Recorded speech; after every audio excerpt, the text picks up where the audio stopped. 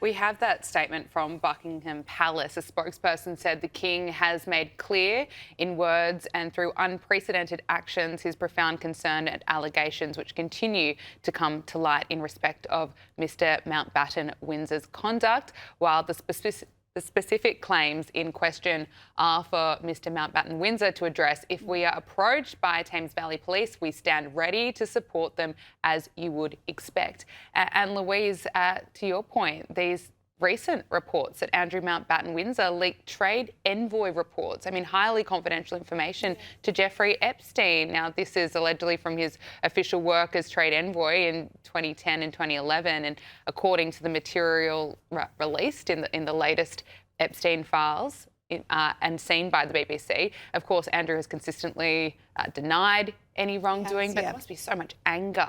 There is a lot of anger. And look, I really think this is the smoking gun for Andrew. I've always suspected that any connection to his role as a trade envoy, which of course is a very senior position. He was appointed in 2001 with great fanfare. He was given the nickname Air Miles Andy, of course, because he was very keen on the luxuries and the status associated with that role.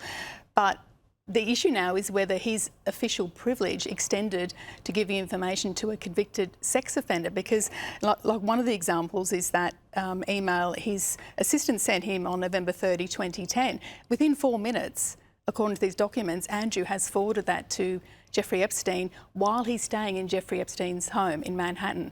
And the point is that in 2019, Andrew did an interview, that famous car crash interview with Newsnight, and he said he went to Epstein's home to end the relationship, end the friendship, where he's almost like a de facto staff member, sending on documents. And if there's a link between impropriety on any part there, then he has to answer for it in my book. Absolutely. Absolutely, he has to answer for it, because it's one thing to have, dodgy friendships, and, he paid off Virginia Giuffre, we know that, and he's never really been held accountable for anything around that trade envoy role, and I think this is going to be a moment of reckoning for him. I think you're right. We're also learning a bit more about how Andrew was kicked out of Royal Lodge. According to the Daily Mail, he was kicked out in the middle of the night. What more can you tell us about this? Yeah, so unceremoniously, the cars turned up, everything was packed up and he left much earlier than expected. There was a narrative, certainly over Christmas, wasn't it, that they wanted to keep him out of Sandringham for Christmas,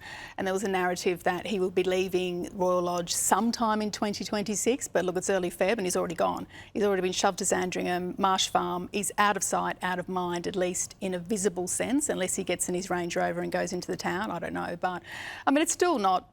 He's not, really slumming it. It's still a very luxurious environment he will be living in, but he's not royal adjacent, and that's what will really upset him, the fact that he can't be part of that scene anymore, because, obviously, if his mother had still been alive, he'd probably still be operating in that space.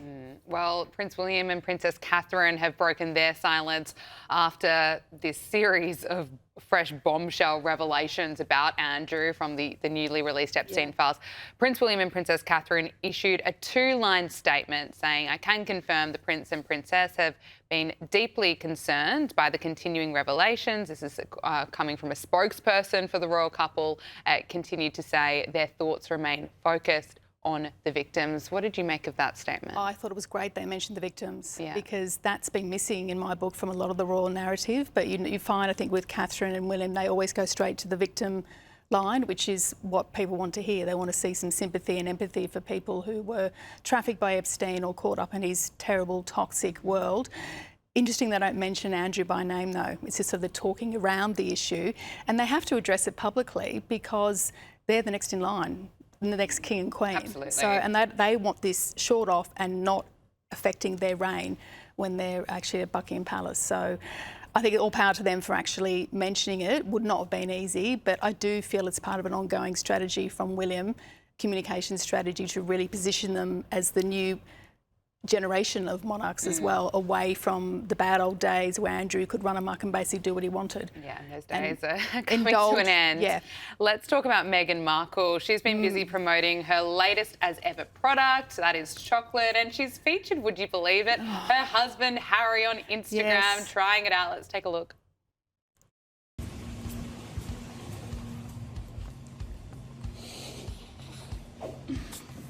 Hello. Hello. Ooh.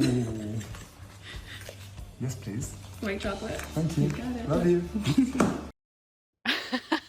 What a surprise. I mean, are we shocked that Meghan's filming Harry trying out her latest product? He's the king's son, and he's gone from royal duties to product demos. It's basically an infomercial in their luxury home, isn't it? I mean, what's next? As ever, steak knives maybe, I don't know, but clearly he's now been reduced to a bit part in her performance, which I'm very cynical about Meghan, as you know, but I suspect that's always been the plan, that she is the main event and he's like the backup dancer, in a way. Of course. Yeah. No, you can see it every time. I think she's getting slammed for this. I've seen plenty of comments, a lot of people calling it cringe. But it's cringe. Yeah, It's just, no it's surprise dreadful. at all. Cringe from Harry too, I'm sorry. It's painful to watch.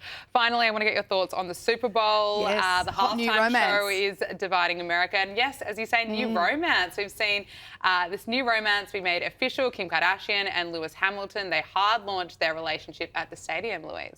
Well, that was exciting, wasn't it, to see that? But Kim doesn't do subtle romance reveals, does she? There's always a strategy behind it. I mean, beautiful hair and makeup, photographed by her photographer before she actually entered the stadium, etc. Look, Lewis Hamilton is an established Formula One star. He knows the drill. He knows if he's going to be in a relationship with Kim, then it's going to be everywhere.